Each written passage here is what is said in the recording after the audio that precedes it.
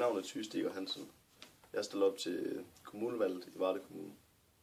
Jeg går ind for, at vi skal have en bedre skole, som ikke kun er baseret på test. Vi tester vores børn i hoved og i røv. Vi måler dem og vejer dem, som om de er på prøve. Og vi har intet mål og ingen fantasi. Jeg går ind for, at vi fjerner SU'en for ungdomsuddannelser. Og det vil gøre sådan, at vi kunne fjerne skatten for fritidsjob for dem, som der også er under en ungdomsuddannelse. Det vil skabe mere lighed mellem de unge. Vi vil spare meget på SU'en. Og samtidig med vil de unge kunne finde ud af, at det kan betale sig arbejde.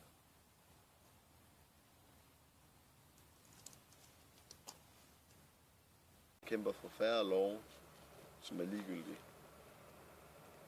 For eksempel den lov, som de snakker om, skal indføres næste år, at man kun må skyde fyrværkeri af 1 uge om året.